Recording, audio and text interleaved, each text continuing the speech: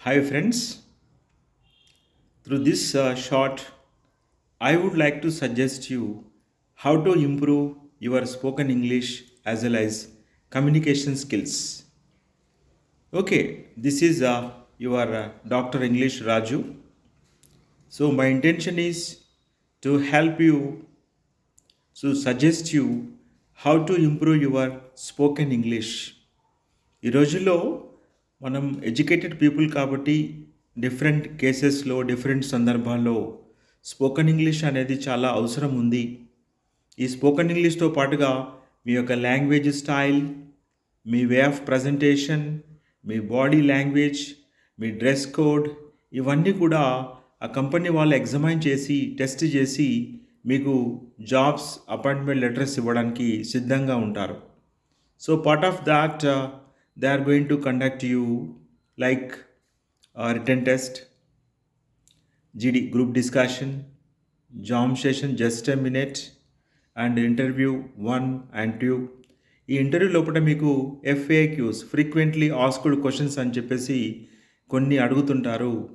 అవి కూడా మనం ఈ యొక్క అప్కమింగ్ వీడియోస్ లోపల వాటి కవర్ చేద్దాం. ఇప్పుడైతే ఈరోజు మనం ఈ యొక్క వీడియో షార్ట్ ద్వారా మీకు స్పోకెన్ ఇంగ్లీష్ పైన ఫోకస్ చేయడం జరుగుతుంది.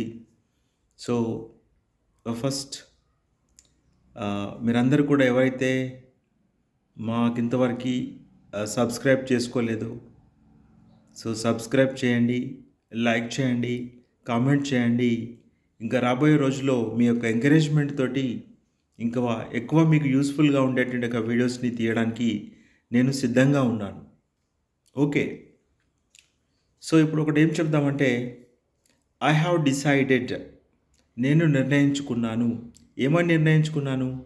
I have decided to visit Ramoji film city. నేను రామోజీ ఫిలిం సిటీ విజిట్ చేయడానికి, సందర్శించడానికి నిర్ణయించుకున్నాను. ఓకే, ఫస్ట్ ఏం చేస్తారు మీరు ఈ స్ట్రక్చర్లో? ఐ హ్యావ్ డిసైడెడ్ అని ఒక స్ట్రక్చర్ రాయండి. దాని తర్వాత ఏం డిసైడ్ చేసుకున్నారు? For example, I have decided to meet my friends. నేను మా స్నేహితులు కలవడానికి నిర్ణయించుకున్నాను. Okay, I have decided to buy new dress. నేను కొత్త డ్రెస్సు కొనుక్కోవడానికి నిర్ణయించుకున్నాను. ఓకే, అలాగే నేను బైక్ కొనడానికి నిర్ణయించుకున్నాను. I have decided to buy a bike. Okay, అలాగే నేను మార్నింగ్ వాకింగ్కి వెళ్తాను డిసైడ్ చేసుకున్నాను. I have decided to go for morning walk. ఇట్లా మీరు ఐ హ్యావ్ డిసైడెడ్ తర్వాత దాని యొక్క పర్పస్ ఏంటి అనేది రాసుకున్నట్టయితే మీకు యాజ్ మెనీ ఎగ్జాంపుల్స్ ప్రిపేర్ చేసుకుంటే మీ స్పోకెన్ ఇంగ్లీషు ప్రిపేర్ చేసుకోవచ్చు. ఫర్ ఎగ్జాంపుల్, నేను ఇంగ్లీష్లో మాట్లాడడానికి నిర్ణయించుకున్నాను. I have decided to speak in English. Okay, అలాగే నేను స్పోకెన్ ఇంగ్లీష్ డెవలప్ చేసుకోవడానికి నిర్ణయించుకున్నాను. I have decided to improve my spoken English. Okay, నేను రాజు సారు గారి యొక్క ఆధ్వర్యంలో ఖచ్చితంగా స్పోకెన్ ఇంగ్లీష్ను మాట్లాడతానని నమ్మకంతో ఉన్నాను. I have decided to learn spoken English with the help of doctor Raju. ఇట్లా మీరు ఎన్ని ఎగ్జాంపుల్స్ అయినా ప్రిపేర్ చేసుకోవచ్చు. ఓకే, మనం for example one more example, మేము ఫంక్షన్కు వెళ్ళడానికి నిర్ణయించుకున్నాము. We have decided to attend the function. Okay, మేము అతనికి ₹1,00,000 ఇవ్వడానికి డిసైడ్ చేసుకున్నాము. We have decided to give him 1,00,000 rupee. Okay, మేము సండే రోజు హైదరాబాద్ వెళ్ళడానికి నిర్ణయించుకున్నాము. We have decided to go to Hyderabad on Sunday.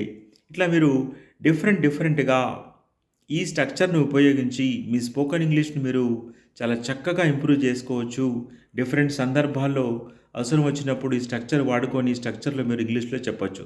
For example చూడండి, వాళ్ళు ప్రయాగరాజ్కి వెళ్ళడానికి నిర్ణయించుకున్నారు. They have decided to visit Prayagraj.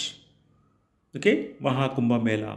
ఇట్లా ఎన్ని ఎగ్జాంపుల్స్ అయినా మీరు ప్రిపేర్ చేసుకొని మీ స్పోకెన్ ఇంగ్లీష్ని ఈజీగా ఇంప్రూవ్ చేసుకోవడానికి ఇలాంటి యొక్క వీడియోస్ చాలా హెల్ప్ అవుతాయి.